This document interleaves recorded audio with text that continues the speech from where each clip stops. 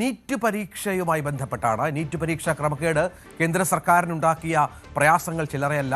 ഇന്ന് തുടരുന്ന കോക്രോച്ച് പാർട്ടിയുടെ പ്രക്ഷോഭം അത് ഇതിൻ്റെ ഭാഗമായാണ്. ധർമ്മേന്ദ്ര പ്രധാൻ രാജിവെക്കണമെന്ന ആവശ്യമാണ് ഉന്നയിച്ചിരിക്കുന്നത്. ഇപ്പോൾ ഈ വിവാദങ്ങൾക്കിടെ നീറ്റ് പുനഃപരീക്ഷ ഇന്ന് നടക്കുകയാണ്.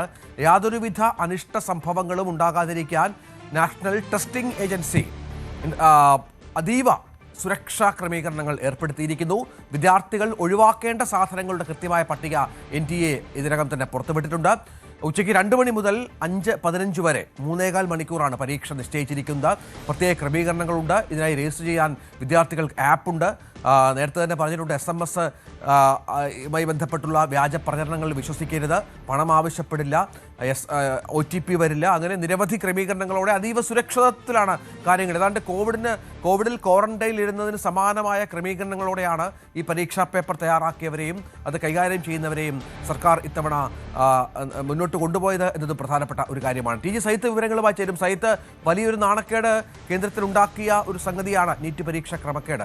കുട്ടികൾക്കും ഉണ്ടാക്കിയ മാനസിക പ്രയാസം ചെറുതല്ല. അതിനെയൊക്കെ അതിജീവിക്കുക എന്നുള്ള വലിയൊരു കടമ്പയുണ്ട്. കാര്യങ്ങളെല്ലാം, സജ്ജീകരണങ്ങളെല്ലാം പൂർത്തിയായെന്ന് കരുതാമോ? Ranjith, good morning. എന്തായാലും രഞ്ജിത്ത് സൂചിപ്പിച്ചതുപോലെ രാജ്യത്ത് ഇതിനു മുമ്പ് ഇങ്ങനെയൊരു നീറ്റ് പരീക്ഷ നടന്നിട്ടുണ്ടാവില്ല. കാരണം അത്ര അധികം സുരക്ഷാ സംവിധാനങ്ങളുടെ ഇടയിലാണ് നീറ്റ് പരീക്ഷ നടക്കുന്നത്. നീറ്റ് പരീക്ഷ എന്ന് പറയുമ്പോൾ അതുണ്ടാക്കിയ വിവാദങ്ങൾ തന്നെയാണ് അത്തരമൊരു തീരുമാനത്തിലേക്ക് എത്തുകയും ഒടുവിൽ നടക്കുന്നത്. അതുകൊണ്ട് ഇത്തവണ പഴുതടച്ചുകൊണ്ടുള്ള നീക്കങ്ങളാണ് ഉണ്ടാവുന്നത്. സമൂഹ മാധ്യമ നിയന്ത്രണമടക്കം കൊണ്ടുവന്നുകൊണ്ടുള്ള വലിയ നീക്കങ്ങൾ, വ്യോമസേനയെ ഉപയോഗിച്ചുകൊണ്ടുള്ള ചോദ്യപേപ്പർ വിതരണം, ഇങ്ങനെ എല്ലാ അർത്ഥത്തിലുമുള്ള സുരക്ഷാ സംവിധാനങ്ങൾ ഒരുക്കിക്കൊണ്ടുള്ള നീക്കങ്ങൾ തന്നെയാണ് നടക്കുന്നത്. നേരത്തെ നമ്മൾ സൂചിപ്പിച്ചതുപോലെ രാവിലെ 11 മണി മുതൽ തന്നെ നമുക്ക് ഇത് പരീക്ഷാ കേന്ദ്രങ്ങളിലേക്കുള്ള പ്രവേശനം അനുവദിച്ചു തുടങ്ങും. ആളുകൾക്ക് പ്രവേശിച്ചു തുടങ്ങാം. 1:30 വരെ പരീക്ഷാ കേന്ദ്രങ്ങളിലേക്ക് പ്രവേശിക്കുന്നതിനുള്ള സൗകര്യമുണ്ടാവും. 1:30-ക്ക് ശേഷം വരുന്ന ആരെയും പരീക്ഷാ കേന്ദ്രത്തിലേക്ക് പ്രവേശനം നൽകില്ല.